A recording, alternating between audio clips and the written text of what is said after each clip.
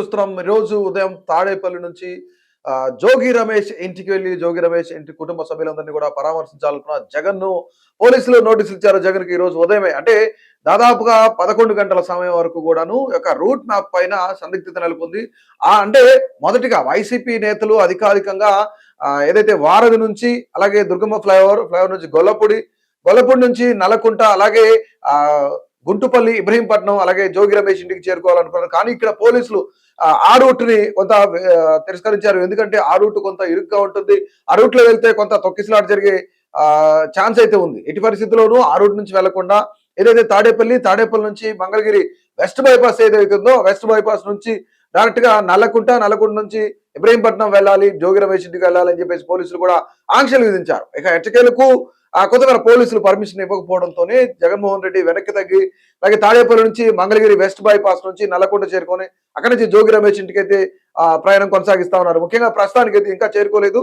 So Jogi Ramesh ఇంటికి వెళ్ళి అక్కడ ఏదైతే దాడి జరిగిందో మొన్న అంటే కొంతమేర జోగి రమేష్ ఆరోపిస్తున్నట్లు టీడీపీ గూండాలు రౌడీలు అంటే కొన్ని ప్రాంతాల నుంచి ఏదైతే వాంబే కాలనీ కానీ లేదంటే వైఎస్ఆర్ కాలనీ కానీ జక్కంపూడి ప్రాంతాల నుంచి కానీ అలాగే మంగళగిరి కొంతమంది గూండాలు రౌడీలు మా ఇంటి పైన దాడి చేశారు అంటూ కూడాను జోగి రమేష్ కొన్ని సంచలనమైన ఆరోపణలు చేశారు.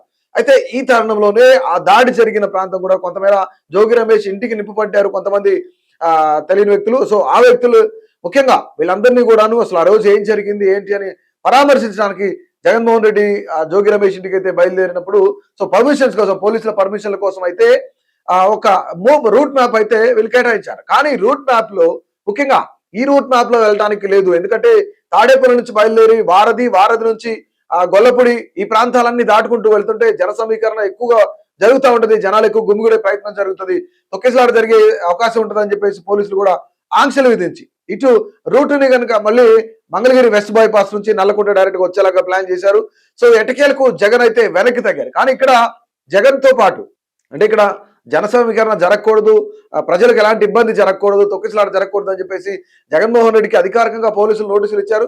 సో దీంతో పాటుగా అక్కడ విజయవాడ 3 నియోజకవర్గాలు అంటే తూర్పు నియోజకవర్గం, సెంట్రల్ నియోజకవర్గం, పశ్చిమ నియోజకవర్గానికి సంబంధించిన మాజీ ఎమ్మెల్యేలు ఎవరైతున్నారు అంటే మాజీ ఎమ్మెల్యేలు అలాగే ఇన్ఛార్జ్ దేవినేని అవినాష్ తూర్పు నియోజకవర్గం నుంచి ఎలాంటి జన సమీకరణ చేయకూడదు, అలాగే సెంట్రల్ నియోజకవర్గం నుంచి మల్లాది విష్ణుకు నోటీసులు ఇచ్చారు. ఇక పశ్చిమ నియోజకవర్గం నుంచి వెల్లంపల్లి శ్రీనివాస్ కూడా నోటీసులు ఇచ్చారు. ముఖ్యంగా మీరంతా కూడాను ఎక్కడ కూడా జన సమీకరణ చేయడానికి వీలేదు, ఖచ్చితంగా జన సమీకరణ ఆపేయాలని చెప్పేసి నోటీసులు ఇచ్చారు. అయితే ఇక్కడ వారధి మీదుగా వెళ్ళడానికి పోలీసులు అయితే పర్మిషన్ ఇవ్వలేదు. అంటే చాలా మంది జనం రావడం, ఇప్పుడు ప్రస్తుతానికి అయితే వెస్ట్ బైపాస్ కి వెళ్ళినా సరే జనం ఎక్కువ రావడం, పూర్తిగా అదంతా క్రౌడ్ అంతా ఎక్కువ అంటే దారి పొడవునా కూడా జగన్ కి షేక్ హ్యాండ్ ఇవ్వాలని చెప్పేసి ఆయన అభివాదం చేస్తుంటే ఆయన దగ్గర నుంచి చూడాలని చెప్పేసి అభిమానులంతా కూడా పెద్ద ఎత్తున రావడంతో ఇంతవరకు కూడా జోగి రమేష్ ఇంటికి చేరుకునే ప్రయత్నం లేదు. మరొక గంటన్నర పాటలో జోగి రమేష్ ఇంటికి చేరుకుంటారని మనకంత సమాచారం. అయితే జోగి రమేష్ మాత్రం ఇక్కడ కొన్ని సంచలనమైన కామెంట్ చేస్తా ఉన్నారు.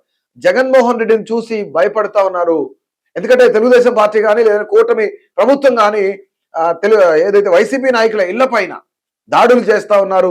రెడ్ బుక్ రాజ్యాంగం నడుస్తుంది. కానీ ఇక్కడ రెడ్ బుక్ రాజ్యాంగం నడిచినా సరే ఏం చేసినా సరే ఖచ్చితంగా జగన్మోహన్ రెడ్డిని చూడడానికి అభిమానులు చాలా పెద్ద ఎత్తున వస్తున్నారు. అంటే మా ఇంటి పైన దాడి జరిగింది, కనీసం మా పార్టీ అధినేత మమ్మల్ని పరామర్శించడానికో మమ్మల్ని సందర్శించడానికో కనీసం మాతో మాట్లాడడానికి వస్తుంటే కూడా పోలీసులు అడ్డుకుంటున్నారు. జగన్మోహన్ రెడ్డి రోడ్డు ఎక్కితే భయపడుతుంది కూటమి గవర్నమెంట్ అని చెప్పేసి జోగి రమేష్ కూడా చెప్తా ఉన్నాడు. అంటే జగన్మోహన్ రెడ్డి రోడ్డు పైకి వస్తే కనుక ఖచ్చితంగా పెద్ద ఎత్తున అభిమానులు వస్తారు, జగనన్న కోసం అభిమానులు వస్తారు. జగన్మోహన్ రెడ్డి అంటే అక్కడ జగన్ అనేది ఒక బ్రాండ్ అని చెప్తా ఉన్నారు. ముఖ్యంగా జగన్మోహన్ రెడ్డికి ఎక్కువగా జన సమీకరణ కూడా చేయాల్సిన అవసరం లేదు.